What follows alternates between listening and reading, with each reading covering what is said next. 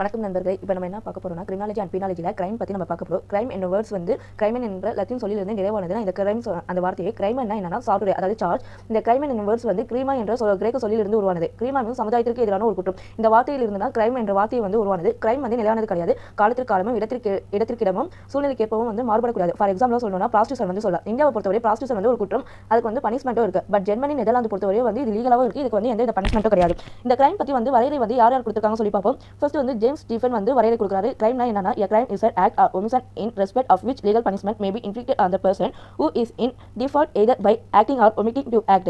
இத வந்து James Stephen வந்து சொல்றாரு. அப்படின்னா என்னன்னா ஒரு குற்றம் என்பது ஒரு செயலை வந்து செஞ்சாலும் சரி அல்லது செய்யாமல் இருந்தாலோ தவறுகளை புரிந்திருந்து அதன் பொருட்டு வந்து அந்த நபரின் மீது சட்டப்படியான தண்டனை விதிக்கப்படலாம் எஞ்சிருக்கக்கூடிய அந்த செயல் அல்லது செயல் தவிக்கையாக சொல்றாரு. அதாவது வந்து ஒரு செயலை செஞ்சாலும் சரி செய்யாமல் இருந்தாலும் சரி, அதாவது அந்த செயல் வந்து ஒரு சட்ட கடப்பாட்டை வந்து ஏற்படுத்தக்கூடியதா இருந்துச்சுன்னா அது வந்து ஒரு குற்றம் வந்து ஜேம்ஸ் ஸ்டீஃபன் வந்து சொல்றாரு. இதுவே வந்து டொனால்ட் ட்ரம்ப் வந்து என்ன சொல்றாருன்னா crime is an social injury and an expression of subjective opinion varying in time and place. அதாவது குற்றம் ஒரு சமூக தீங்கு மற்றும் காலம் மற்றும் இடத்திற்கேற்ப மாறுபடுகின்ற அகநிலை கருத்தின் ஒரு வெளிப்பாடுனா குற்றம் சொல்றாரு. அதை நம்ம முன்னாடி பார்த்த முடியும். அந்த குற்றம் வந்து காலத்திற்கு காலமும் இடத்திற்கிடமும் வந்து மாறுபடும் ஒரு சமூக தீங்கு சொல்லிட்டு டொனால்ட் ட்ரம்ப் வந்து சொல்றாரு.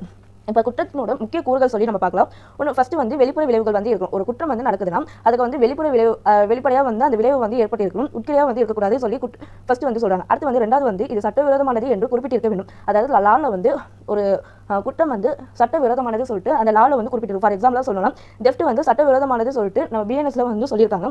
பட் வந்து எலக்ட்ரானிக் டெஃப்ட் வந்து குற்றம் சொல்லிட்டு எந்த ஒரு ஆக்ட்லேயும் வந்து இல்லை. அப்போ வந்து அந்த எலக்ட்ரானிக் டெஃப்ட் வந்து குற்றம் வந்து கிடையாது. இந்த மாதிரி வந்து சட்டத்தில் வந்து குறிப்பிட்டிருக்கணும். அந்த குற்றம் வந்து சட்டத்தில் வந்து சொல்லியிருக்கணும்னு சொல்றாங்க. இது வந்து செகண்ட் பாயிண்ட். தேர்ட் வந்து என்னன்னா ஒரு குற்ற செயல் வந்து செஞ்சிருக்கணும். அதை குற்ற செயல் அப்புறம் வந்து குற்ற மன்னம் இருக்கும். இதுக்கு வந்து ஒரு எக்ஸாம்பிள் வச்சு சொல்லணும்னா என்ன பண்றாரு, பிஏ வந்து கொல்லணும்னு சொல்லிட்டு என்ன பண்றாரு, கடைக்கு போயிட்டு இது பாய்சன் வந்து வாங்குறாரு. பாய்சன் வாங்கிட்டு வந்து பிக்கு வந்து அது பாலில் வந்து கலந்து கொடுக்குறாங்க. அது மூலமா பி என்ன இறந்துடுறாரு. இப்போ இதில் வந்து ஏக்கு வந்து மென்சுரியா வந்து இருக்கு, அதாவது குற்ற மன்னம் இருக்கு. அந்த குற்ற மன்னத்தின் விளைவாக வந்து அந்த குற்ற செயலும் ஏற்பட்டிருக்கு.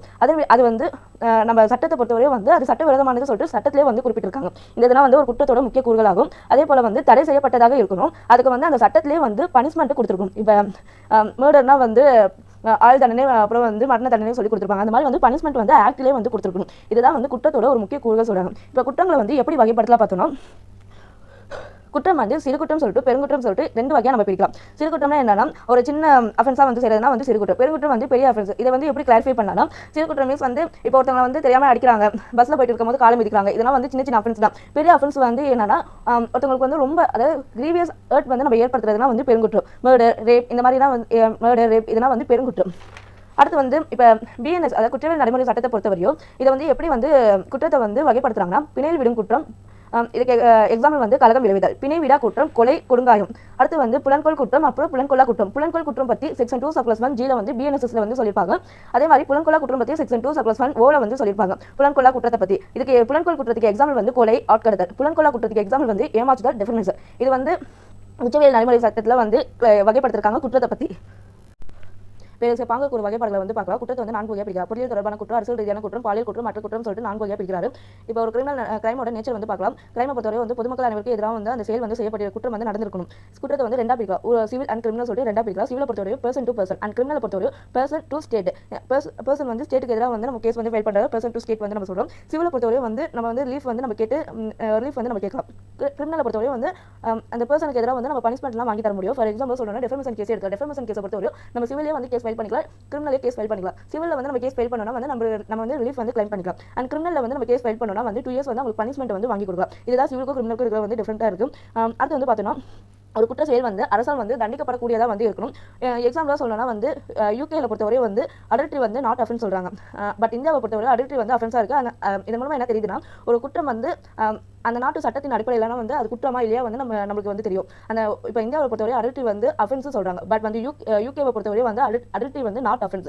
சரிங்களா? இதன் மூலமா வந்து ஒரு குற்றத்தை வந்து இடத்திற்கு இடமா வந்து அந்த குற்றம் வந்து வேறுபடுது. ஒரு நாட்டுக்கு நாடாவே வந்து ஒரு கிரைம் வந்து வேறுபடுது. இப்போ குற்றம் வந்து எதனால் உண்டாகிறது சொல்லி பார்த்தோம்னா குற்ற சட்டத்தை வந்து மீறுவதன் மூலம் வந்து குற்றம் வந்து உருவாகிறது. குற்றம் என்பது குற்ற தண்டனை வந்து பின்பற்றுவதே குற்றம். ஃபார் எக்ஸாம்பிள் சொல்லணும்னா பிஎன்எஸ்ல வந்து செக்ஷன் 114 வந்து ஹர்ட் பற்றி சொல்லுது.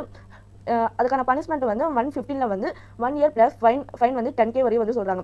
அந்த அதாவது காயம் ஏற்படுத்துறாங்கன்னா அவங்களுக்கான பனிஷ்மெண்ட் வந்து 1 இயர் ப்ளஸ் வந்து 10K வந்து சொல்லியிருக்காங்க. அது வந்து சட்டத்தில் வந்து இருந்தால் மட்டும்தான் வந்து அது வந்து ஒரு குற்றமாகவே கன்சிடர் பண்ணுறாங்க. இப்போ வந்து ஒரு வேலை பிஎன்எஸ்ல வந்து இந்த ஹர்ட் பற்றி கொடுக்கல, காயத்தை பற்றி அவங்க எந்த இதுவும் சொல்ல, அது வந்து ஒரு அஃபென்ஸாகவே சொல்லலாம். நம்ம வந்து இது அஃபென்ஸாக வந்து நம்ம கிளைம் பண்ணவும் முடியாது. இப்போ வந்து குற்றவாளி என்பவர் யார், அடுத்து வந்து குற்றவாளி என்பவர் யார் சொல்லி பார்த்தோம்னா, சட்ட கடப்பாட்டை மீறுகின்றவனா ஒரு குற்றவாளி நீதிமன்றத்தால் வந்து தண்டிக்க, அதாவது ஒரு சட்டம் இருக்குன்னா வந்து இப்போ மர்டர் பண்ணுறாங்க, மர்டருக்கான பனிஷ்மெண்ட் வந்து செக்ஷன் 100ல் வந்து சொல்லியிருக்காங்க. மர்டர் பண்ணாங்கன்னா உங்களுக்கு வந்து இந்த பனிஷ்மெண்ட் சொல்லிட்டு சட்டத்திலே வந்து இருக்குது. அதுக்கப்புறம் வந்து நீதிமன்றமாக வந்து பனிஷ்மெண்ட் வந்து கொடுக்கணும். இப்போ வந்து ஒரு கொலை பண்ணிட்டாங்க, அவர் மேலே வந்து அலிகேஷன் வந்து இப்போ பர்சன் மேலே ஒரு அலிகேஷன் வருதுன்னா அவர் வந்து குற்றவாளி கிடையாது, அவர் வந்து குற்றம் சாட்டப்பட்டவர். எப்போ வந்து நீதிமன்றத்தின் மூலமாக வந்து அவர் குற்றவாளி தான் வந்து சொல்லி நீதிமன்றம் வந்து சொல்கிறாங்களோ அப்பையில இருந்துதான் வந்து அந்த பர்சன் வந்து ஒரு குற்றவாளி ஆவார். அதுவரை வந்து அவர் குற்றம் சாட்டப்பட்டவர்.